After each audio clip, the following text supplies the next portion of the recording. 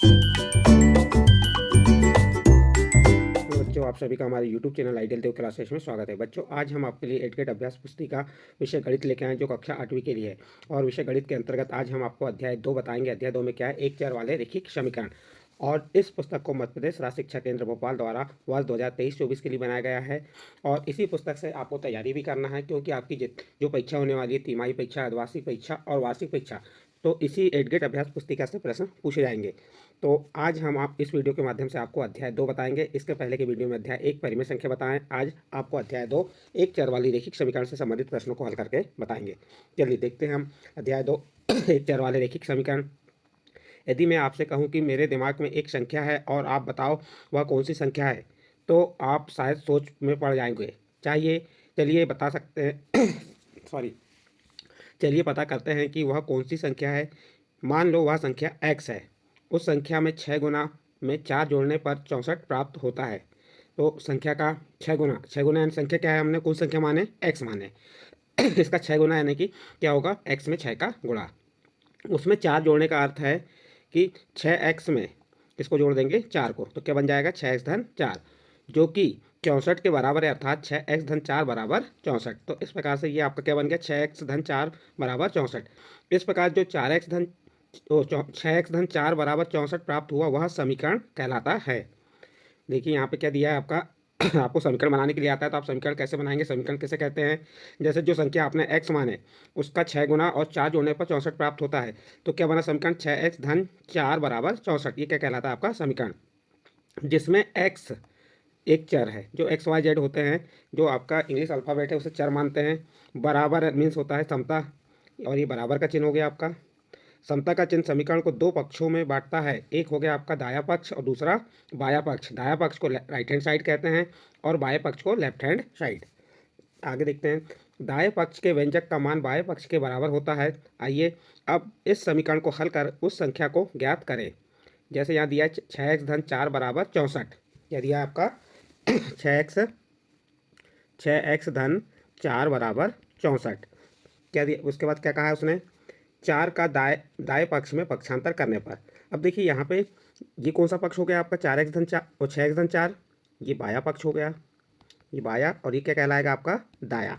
तो आप क्या करेंगे, 4 का दाएं पक्ष में पक्षांतर करेंगे, तो जो बाया पक्ष का 6x है जैसा का वैसा लिख दिया आपने, ये बराबर ये 64 लिखेंगे। ये क्या लिखेंगे हम, 64 लिख दिए 64।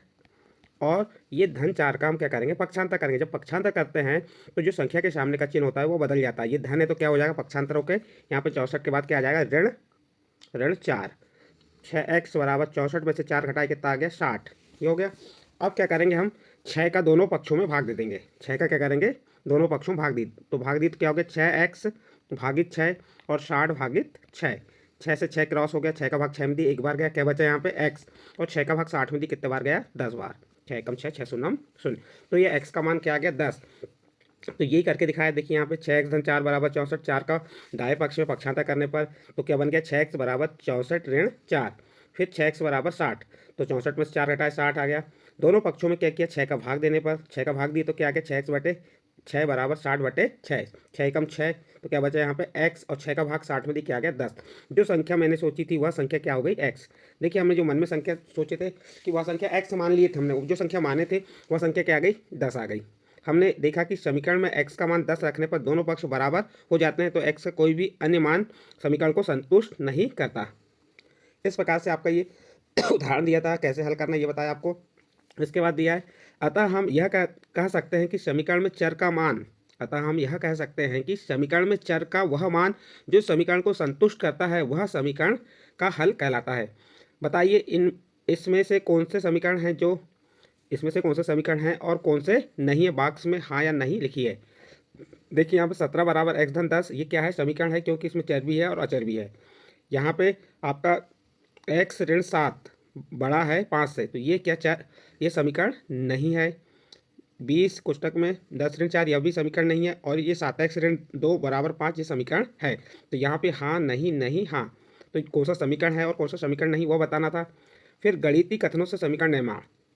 हम गणितीय कथनों को समीकरण के रूप में लिखना सीखेंगे। जैसे z के 6 गुने में से 5 घटाने पर 7 प्राप्त होता है। तो देखिए ये आपको गणितीय कथन जो कथन है, कथन के आधार पर हमको क्या बनाना है, समीकरण बनाना है। क्या कह रहा है, जेड के 6 गुने, जेड का 6 गुना क्या हो जाएगा, 6 जेड। ये हो गया 6 जेड में से 5 घटाने पर, जो 6 जेड है उसमें से क्या घटा देंगे, 5 घटाने पर क्या प्राप्त हो रहा है, 7। तो समीकरण क्या बन जाएगा हमारा, 6 जेड ऋण 5 बराबर 7। इसी प्रकार दूसरा नंबर क्या दिया है, एम एम का 1/4 7 से 3 अधिक है। तो 1/4 मीन्स क्या होता है, 1/4। ये 1/4 हो गया, ये क्या हो गया आपका 1/4 का। 1/4 मीन्स क्या हो गया, 1/4 एम का, किसका, एम का, ये एम का 1/4 हो गया। 7 से 3 अधिक है, कितना, 7 से बराबर 7 से कितना अधिक है, अधिक करने के लिए क्या करेंगे, जोड़ेंगे, 3 अधिक है। तो ये क्या बन जाएगा आपका m/4 बराबर 10। तो इस प्रकार से आपको जो कथन दिए हैं, कथन से हमने समीकरण का निर्माण कैसे करना है वह बता रहे हैं। आगे चलिए, समीकरण से गणितीय कथनों का निर्माण। अब जो समीकरण दिया है इससे हमको गणितीय कथन बनाना है। ये क्या लिखा हुआ है, 2x ऋण 3 बराबर 7। तो यहाँ पे क्या है, x के दुगने, x से दुगना यानी x में 2 का गुणा है, तो x का दुगना में से 3 घटाने पर क्या प्राप्त होता है, 7। तो ये आपका समीकरण से हमने गणित का कथन बनाया है। यहाँ पे क्या दिया है, x 1/4 है ये, तो x का 1/4 में x का 1/4 और 4 का योग 6 है, 4 का और योग कितना है, 6 है। तो ये आपका क्या हो गया, समीकरण था, उससे क्या बना दिया हमने यहाँ पे, उसका कथन बना दिया। अब समीकरण के दोनों पक्षों में चर उपस्थित है, यदि समीकरण के दोनों पक्षों में चर उपस्थित हो तब क्या करना है, चलिए देखते हैं वह। समीकरण जब दोनों पक्षों में चर राशि उपस्थित हो तब हमें चर वाले पदों को किसी एक पक्ष में लाकर समीकरण को सरल बनाकर हल ज्ञात करना पड़ता है। देखिए यदि समीकरण में के दोनों पक्षों में चर राशि है, जैसे यहाँ पे ये 5x है और ये 3x है, दोनों पक्षों में क्या है, ये चर राशि है। जब उपस्थित हो तब हमें चर वाले पदों को एक पक्ष में कर देंगे। दो पक्ष कौन से बताया था आपको, लेफ्ट हैंड साइड और राइट हैंड साइड। तो जो चर वाली राशि उनको एक पक्ष में कर देंगे, लाकर समीकरण को सरल बनाकर हल ज्ञात करेंगे। जैसे ये आपको उदाहरण दिया, 5x धन 8 बराबर 12 धन 3x। देखिए इसे हल करके बता रहे हैं हम। ये क्या दिया आपका, 5x धन 8 बराबर 12 धन 3x दिया है। आप ध्यान देंगे यहाँ पे, ये 5x इसमें एक चर दिया हुआ और इसमें भी। अब क्या कहा है इसमें, जो चर वाले पदों को एक पक्ष में कर देंगे, तो हम जो बाएं पक्ष में चर वाले पदों को कर लेते हैं। चलिए देखते हैं यहाँ पे ये 5x, अब ये जो 3x है, आपको 3x दिख रहा है, धन 3x है। अब एक दूसरे पक्ष में, ये कौन से पक्ष में, दाएं पक्ष में, इसको बाएं पक्ष में जब लाएंगे हम तो क्या करेंगे, चिन्ह परिवर्तित हो जाएगा, ये धन है तो कायम बदल जाएगा ऋण में। तो ये क्या हो गया, ऋण 3x। और अचर पद जैसे 12 है, धन 8 का पक्षांतर कर देंगे तो क्या हो जाएगा, धन 8 का पक्षांतर की तो ऋण 8। और इसको हल कर लेंगे। अब देखो समान चर हो गए, तो 5x में 3x घटाए तो कितना आ जाएगा, यहाँ पे 2x आएगा, 12 में से 8 घटाए तो 4। तो x आप इसका पक्षांतर भी कर सकते हैं या 2 का भाग दे सकते हैं। 2x भागित 2, दोनों पक्षों में 2 का भाग दे दिया हमने, 2 से 2 कैंसिल हो गया, 2 एकम 2, 2 दूनी 4। तो x का मान कितना आ गया, यहाँ पे आपका 2 आ गया। तो इस प्रकार से इसे हल कर सकते हैं। अब हम अपनी गणित की पाठ्य पुस्तक के अध्याय 2 एक चर वाले रैखिक समीकरण पर कार्य करेंगे, साथ ही कुछ प्रश्नों के अभ्यास भी करेंगे। अब हम जो अध्याय 2 है एक चर रैखिक समीकरण, उसके प्रश्नों को हल करते हैं। देखिए क्या दिया, प्रश्नों को पढ़कर दिए गए विकल्पों में से सही उत्तर चुनकर लिखिए और सामने दिए गए सही घेरे को भरिए। यहाँ क्या दिया, x के 3 गुने, x का 3 गुना मीन्स क्या हो गया, 3x और 12 का योग, 12 योग यानी 12 को जोड़ दें, 3x धन 12 कितना है, 32। तो हमारा समीकरण क्या बन जाएगा, 3x धन 12 बराबर 32। तो यहाँ 4 ऑप्शन दिए, 4 ऑप्शन में सही आंसर कौन सा हो जाएगा आपका, ए नंबर का, 3x धन 12 बराबर 32। देखो x के 3 गुना यानी x का 3 गुना हो गया और 12 का योग धन 12 बराबर 32। तो इसलिए हमारा सही आंसर क्या होगा, ए नंबर का। और यहाँ आंसर को आप लिख भी देंगे, यहाँ आंसर को लिख दी हमने, तो ये हमारा ए नंबर हो गया। और यहाँ पे जो आपका ये डिब्बा दिए हैं, इनमें क्या करेंगे, उसे काला कर देंगे या नीला कर देंगे पेन से। तो ए नंबर का ऑप्शन सही है, तो ए नंबर को आपने नीला कर दिए। इसके बाद सेकंड क्वेश्चन दिया, 3x धन 2 बराबर 13 का मान ज्ञात कीजिए। देखते हैं इसे हल करके, हम हल करके देखेंगे तब पता चलेगा क्या कह रहा है। 3x धन 2 बराबर 13, इसका मान बताना है। तो जो हमारे चर पद को एक साइड कर दीजिए, अचर पद को एक साइड कर दीजिए। ये 3x लिख दिया हमने, और ये धन 2 जो है, ये धन 2 का हम पक्षांतर करेंगे तो क्या हो जाएगा, 13 ऋण 2। धन का पक्षांतर करेंगे तो क्या होगा, जब ऋण हो जाएगा, ये ध्यान रखना है कि पक्षांतर यानी कि बराबर के उस पार कोई संख्या जा रही है, यदि धन में है तो ऋण में हो जाएगी, ऋण में है तो धन में। अब देखिए यहाँ 3x, 13 में से 2 घटाए तो कितना आ गया, 11। तो x बराबर, अब देखिए यहाँ पे 3 और x के बीच में काय का चिन्ह है, गुणा का चिन्ह है। जब गुणा के चिन्ह है तो गुणा की संख्या का पक्षांतर करेंगे तो काय में जाएगा, भाग में, और यदि भाग में तो काय में जाएगा, गुणा में। तो क्या हो जाएगा, यहाँ पे गुणा है आपका, तो 11 और 3 का पक्षांतर की तो भागित में चले गया 3, 11/3। तो इसका सही आंसर कौन सा हो जाएगा? इसका डी नंबर का ऑप्शन सही हो जाएगा। कौन सा ऑप्शन सही होगा इसका? डी नंबर का ऑप्शन सही हो जाएगा। तो x बराबर 11/3, तो ये आंसर लिख दिए और डी नंबर के डिब्बे को काला कर दिए। नेक्स्ट क्वेश्चन है, निम्नलिखित में से कौन सा समीकरण है? आपको यहाँ बताना है कि कौन सा समीकरण है। तो इसका देखिए, पहला ए नंबर 15 बराबर 5 धन 2x, बी नंबर है 15 बराबर 5 धन 2, सी नंबर है 15 छोटा है 5 से धन 2x, और डी नंबर है 15 बड़ा है 5 धन 2 से। तो यहाँ पे समीकरण है, तो इसका सही आंसर आ जाएगा ए नंबर, इसका समीकरण है, बाकी समीकरण नहीं है। और ए नंबर को यहाँ पे आप काला कर देंगे। नेक्स्ट अगला क्वेश्चन देखते हैं। क्वेश्चन नंबर 4, समीकरण ax धन b बराबर 0 में x का मान होगा। तो x का मान निकाल के देखते हैं, चलिए कैसे निकालते हैं। समीकरण क्या है हमारा? ax धन b बराबर 0। इसमें किसका मान निकालना है आपको? x का। तो हम क्या करेंगे, यहाँ पे ये धन b का हम बराबर उस पर पक्षांतर कर देंगे। तो यहाँ क्या बचेगा आपका? ax धन b का पक्षांतर की तो क्या हो जाएगा हमारा? ऋण b। अब ये आपका देखिए, ये क्या हुआ? ax बराबर ऋण 5। अब ए और एक्स के बीच में चिन्ह काय का है? गुणा का चिन्ह है। यहाँ काय का चिन्ह है आपका? गुणा का। जब गुणा की संख्या का पक्षांतर करेंगे तो काय में जाती हो? भाग में। तो x बराबर ऋण b, ए का पक्षांतर की तो काय में आ गया? भागित। तो क्या आ गया? x का मान ऋण b/। अब यहाँ पे ऋण b/, कौन सा ऑप्शन है? डी नंबर का ऑप्शन है। तो इसका सही आंसर क्या हो जाएगा आपका? डी नंबर का। ये आपका डी नंबर का ऑप्शन सही होगा। और यहाँ लिख देंगे आंसर, उत्तर क्या लिखेंगे? डी बराबर ऋण b/a। किसका मान हो गया? x का। और यहाँ पे डी नंबर के डिब्बे को काला कर देंगे। नेक्स्ट क्वेश्चन है आपका क्वेश्चन नंबर 5, 3x धन 5 बराबर x ऋण 2 का सरलतम रूप बताइए। चलिए इसको भी हल करके देखना पड़ेगा हमें। जब तक हम हल नहीं करेंगे तो हमें प्रश्न का हल आंसर नहीं मिलेगा। 3x धन 5 बराबर x ऋण 2, ये हमारा। अब क्या करेंगे, हम चर वाली संख्या का पक्षांतर कर देंगे, एक साइड कर देंगे एक पक्ष में। तो ये धन x का पक्षांतर की तो इधर क्या हो जाएगा? ऋण x। तो यहाँ 3x को पहले लिख दीजिए जैसा का वैसा, ये 3x, और आपका धन x का पक्षांतर की तो ऋण x बराबर। अब यहाँ ध्यान दीजिए, ये क्या दिया आपका? ऋण 2। ऋण 2 जैसा का वैसा लिखिए, ये लिख दिया हमने ऋण 2। उसके बाद आप क्या करेंगे? धन 5 का पक्षांतर करेंगे तो क्या हो जाएगा? ये ऋण 5। अब 3x में से x घटाएंगे, 3x में से एक x घटाएंगे तो कितना बचेगा? 2x। अब यहाँ ध्यान देंगे आप, ऋण 2 और ऋण 5 है, ये जुड़ेगा या घटेगा? आपको ये सोचना है। आपको ऋण चिन्ह दिखेगा तो आप घटा देंगे, लेकिन ये घटेगा नहीं, जुड़ेगा। समान चिन्ह है, समान चिन्ह में क्या हो जाते हैं? ये जुड़ जाते हैं। ऋण 2 में ऋण 5 जोड़ेंगे तो कितना हो जाएगा? ऋण 7। तो x बराबर 2 का पक्षांतर करेंगे तो भाग में चल जाएगा ऋण 7/2। इसका सही आंसर क्या आ जाएगा? ऋण 7/2। लेकिन हमें यहाँ सरलतम रूप पूछा है, हमने तो इसको हल करके बता दिया आपको। इसका सरलतम रूप क्या होगा ये पूछा है। चलो, तो इसका जो सरलतम रूप है हमने हल किए थे अपना, ये आया था 2x बराबर ऋण 7 आया था। अब ऋण 7 का पक्षांतर की तो 2x धन 7 बराबर 0। इसका सरलतम रूप हो जाएगा 2x धन 7 बराबर 0। ये आपका प्रश्न नंबर 5 कंप्लीट। इसके बाद दिए गए प्रश्नों को हल करना है। तो देखिए यहाँ पे जो प्रश्न दिया हल कीजिए, दिया है 5x ऋण 3 बराबर x धन 2। तो इसको हल करते हैं। हम क्या करेंगे, सबसे पहले ये जो चर वाली संख्या है इसका एक पक्ष में पक्षांतर कर देंगे। तो ये धन x का पक्षांतर करेंगे तो क्या हो जाएगा? 5x ऋण, ये 5x जैसा का वैसा लिखे, धन x का पक्षांतर की तो ऋण x हो गया, बराबर ये 2 लिखे, और ऋण 3 का पक्षांतर की तो क्या हो गया? धन 3। क्या किया हमने? पक्षांतर करने पर। फिर ये 5x में से एक x घटाएंगे तो कितना बचेगा? 4x बराबर 2 में 3 जोड़े 5। अब ध्यान देंगे यहाँ पे ये 4 और x के बीच में क्या का चिन्ह है? गुणा का। अब यहाँ पे भी हम पक्षांतर करेंगे तो या हम 4 का भाग देके भी कर सकते हैं दोनों पक्षों में। हम पक्षांतर विधि से कर रहे हैं। यहाँ पे 4 का पक्षांतर किए तो गुणा में तो काय में चल जाएगा? भाग में। तो 5/4 आ जाएगा। तो x का मान कितना आ गया? 5/4 या 5/4। इस प्रकार प्रश्न नंबर आपका 6 कंप्लीट होता है। नेक्स्ट अगला प्रश्न देखते हैं। प्रश्न नंबर 7 में समीकरण में z का मान ज्ञात कीजिए। इसमें भी उसी प्रकार करना है। जो z वाली संख्या को एक पक्ष में कर दीजिए, बिना z वाली संख्या को एक पक्ष में, यानी चर को एक साइड, अचर को एक साइड कर दीजिए। देखिए 4z लिख दिया हमने, धन 2z का पक्षांतर की तो ऋण 2z बराबर 6, ऋण 2 का पक्षांतर की तो धन 2। ये हो गया। पक्षांतर करने पर लिख दिया हमने, आपको हिंट दी यहाँ पे। 4z में से 2z घटाए, यानी 4 में से 2 घटाए तो कितना आ गया? 2 बराबर 6 में 2 जोड़े 8। और यहाँ गुणा में है, 2 और z के बीच में काय का चिन्ह है? गुणा का। पक्षांतर करेंगे तो काय में चल जाएगा? भाग में। तो z बराबर क्या आ गया? 8/2। और 2 का भाग 8 में देंगे तो कितना आएगा? 4। तो z का मान कितना आ गया? 4। और लास्ट में लिख देंगे अतः z का मान 4 है। इस प्रकार बच्चों आपका प्रश्न नंबर 7 कंप्लीट हुआ। इसके बाद अगला प्रश्न आता है आपका प्रश्न नंबर 8। हल कीजिए।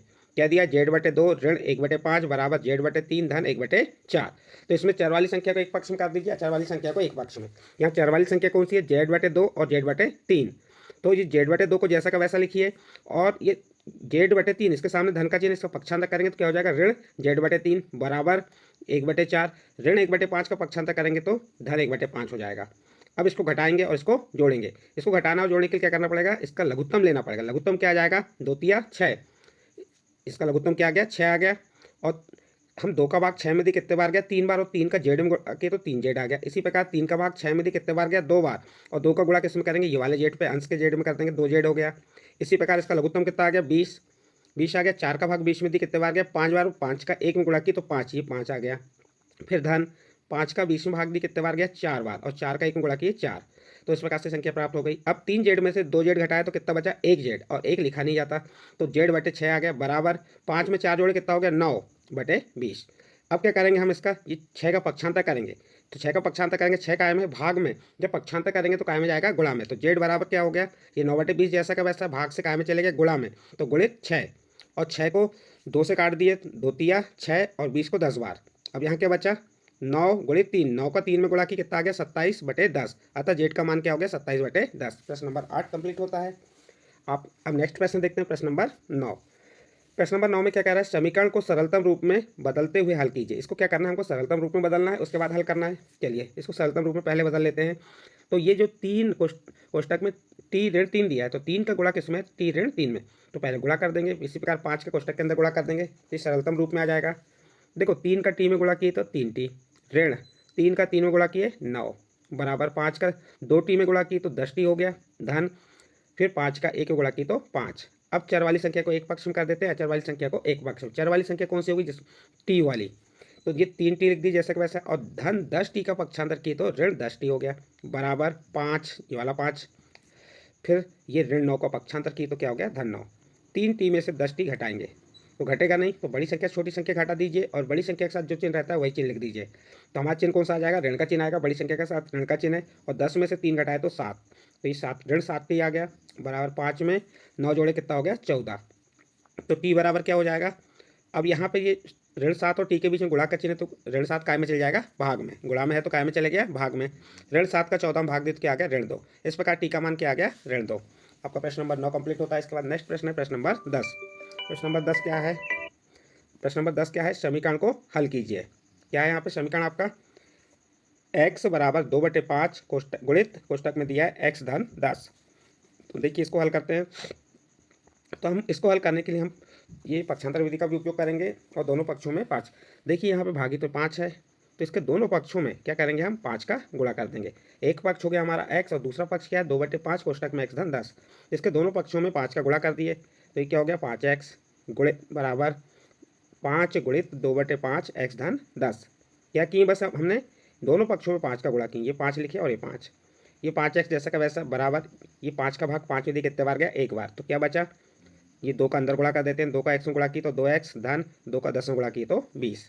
अब क्या करेंगे, हम चर को एक साइड पक्षांतर कर देते हैं, तो 5x धन 2x का पक्षांतर की तो ऋण 2x, बराबर ये क्या बचा 20। 5x में से 2x घटाया तो कितना आ गया आपका, 3x बराबर 20। तो x बराबर क्या आ जाएगा, ये 3 और x के बीच में गुणा का चिन्ह है, पक्षांतर करेंगे काय में चल जाएगा भाग में, तो क्या बन जाएगा, x बराबर 20/3 या 20 भागित 3। अतः x का मान आ गया 20/3 है। इस प्रकार प्रश्न नंबर 10 कंप्लीट। नेक्स्ट अगला प्रश्न देखते हैं, प्रश्न नंबर 11।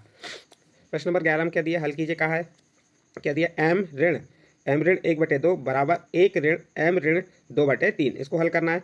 इसको हल करने के लिए पहले जो आपका बाया पक्ष है, इसका जो लघुत्तम ले लीजिए, लघुत्तम लिए, लघुत्तम कितना आ गया 2, मान लीजिए इसके बटे क्या है 1, तो इसका लघुत्तम क्या आ गया 2, तो 2 का एम में गुणा की 2m ऋण एम ऋण 1। इस एम ऋण 1 को कोष्टक में लिखना है क्योंकि ऋण चिन्ह सामने आ रहा है। इसी प्रकार इसको हल किए तो यहाँ पे क्या हो जाएगा, इसका लघुत्तम 3 आ गया, और 3 का 1 में गुणा की तो 3 ऋण, और ये एम ऋण 2 को कोष्टक में लिख दिए। अब कोष्टक को हल कर लेते हैं, तो ये 2m जैसा का वैसा ऋण, अब ये ऋण का कोष्टक के अंदर गुणा होगा, ये ऋण का धन m में गुणा की तो क्या हो गया, ये ऋण m हो गया, और ये ऋण का ऋण में गुणा की तो ये धन 1/2।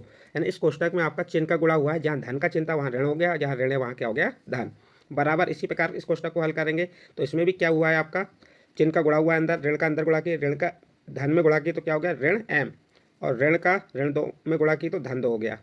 उसके बाद ये नेक्स्ट स्टेप में क्या आया, 2m में से m को घटाया तो क्या आ गया, m धन 1/2, और ये 3 में इस 2 को जोड़े तो कितना आ गया, 5 ऋण m/3।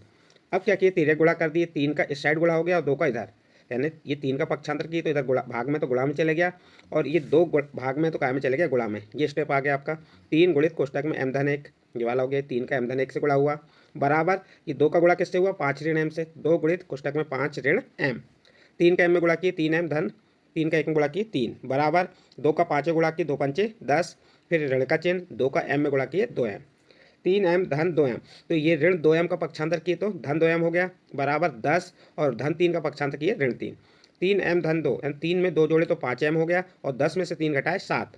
अब 5 और m के बीच में गुणा का चिन्ह है, जब हम 5 का पक्षांतर करेंगे गुणा में है तो काय में चल जाएगा भाग में, तो m बराबर क्या आ जाएगा 7/5। इस प्रकार आपका प्रश्न नंबर 11 को आप हल कर सकते हैं, और ये सभी प्रश्न आपकी परीक्षा के लिए महत्वपूर्ण है।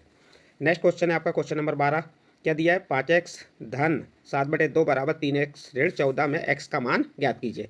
देखिए इस प्रश्न की समझ के लिए गणित पाठ्य पुस्तक कक्षा 8 पृष्ठ क्रमांक 16-17 देख सकते हैं। चलिए देखते हैं इसको हल करके।